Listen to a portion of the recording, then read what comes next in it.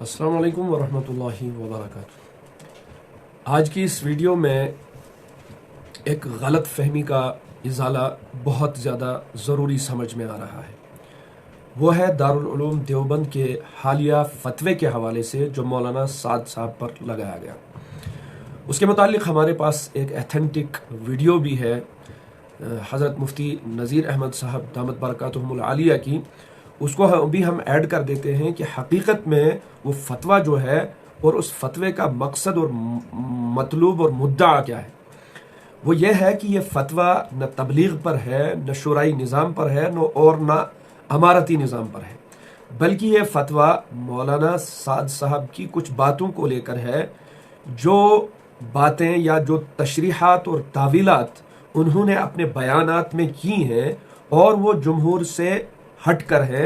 یہ فتویٰ انہی باتوں کے اوپر ہے، انہی ان تعویلات اور تشریحات کے اوپر ہے۔ تو اس کے بارے میں آئیے سنتے ہیں کیا موقف ہے علماء کشمیر کا اور حضرت مفتی نذیر احمد صاحب دامت برکاتہم العالیہ کا۔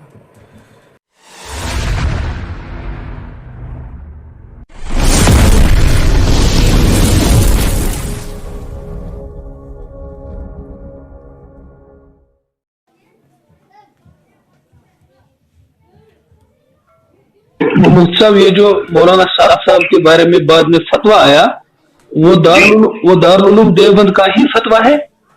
یقیناً دارالعلوم دیوبند کا ہی فتویٰ ہے، اور اس میں ہمارے تمام دارالعلوم کے جتنے اساتذہ ہیں جن سے ہم نے پڑھا ہے، جن کو ہم نے دیکھا ہے، جن کی باتیں سنی ہیں، جن تختوں کو پہچانتے ہیں، انہی کا فتویٰ ہے۔ اور وہ فتویٰ جو ہے وہ تبلیغ کے متعلق نہیں ہے، وہ فتویٰ جو ہے وہ دراصل ایک فرد کے ان غلط افکار کے متعلق، ان غلط خیالات کے متعلق ہیں جو پہلی مرتبہ تبلیغ کے سٹیج سے آ رہے ہیں۔ تبلیغ جو ہے وہ حضرت مولانا الیاس صاحب کے زمانے سے چلی آ رہی ہے۔ حضرت مولانا الیاس صاحب رحمہ اللہ تعالیٰ، اس کے بعد مولانا یوسف صاحب رحمۃ اللہ علیہ، پھر اس کے بعد حضرت مولانا انعام الحسن صاحب، پھر تبلیغ کے بیان کرنے والوں میں حضرت مولانا عمر صاحب تھے، حضرت مولانا زبیر صاحب تھے، حضرت مولانا سید خان صاحب تھے۔ ان تمام اکابرین کے بیانات ہم نے سنے، کبھی کسی کے بیان پر اس طرح کے اعتراضات نہیں ہوئے ہیں جو اعتراضات اس وقت کے بیانات پر سامنے آ رہے ہیں۔ بلکہ میں نے تو یہاں تک دیکھا، میں نے سب سے پہلے 1973 میں تبلیغ میں وقت لگایا۔ اس وقت میں نابالغ تھا جب میں نے تبلیغ میں وقت لگایا، 1973 میں دیوبند سے۔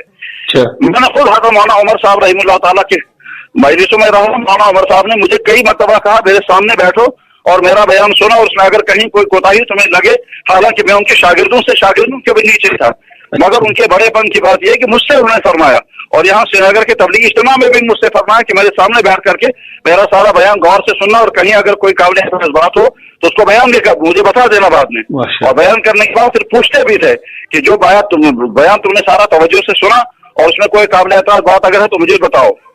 تو تبلیغ کا کام جب سے آج تک چلا رہا ہے، کسی عالم کے کسی کے بیانات پر اعتراضات نہیں ہوئے۔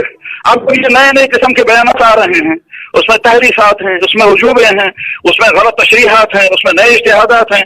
تو اس کے بعد عالم کی طرف سے یہ فتویٰ ہے، اور فتویٰ تبلیغ کے نہ یہ امارتی نظام پر ہے، نہ یہ شورائی نظام پر ہے۔ تبلیغ پر دارالعلوم کا فتویٰ جو ہے وہ ایک شخص کے افکار پر ہے، ان غلط اجتہادات پر ہے، جن غلط اجتہادات ہی کا نتیجہ یہ ہوا کہ اتنا بڑا انتشار پیدا ہو گیا۔ تو آپ تمام حضرات نے بغور ملاحظہ فرمایا کہ دارالعلوم دیوبند کا جو فتویٰ ہے، شورائی نظام والے یہ نہ سمجھیں کہ یہ ہماری مطابقت میں ہے اور امارت والے نظام کی مخالفت میں ہے، بلکہ نئے شورائی نظام کی مطابقت میں ہے، نئے امارتی نظام کی مخالفت میں ہے، اور نئے تبلیغ کی مخالفت میں ہے۔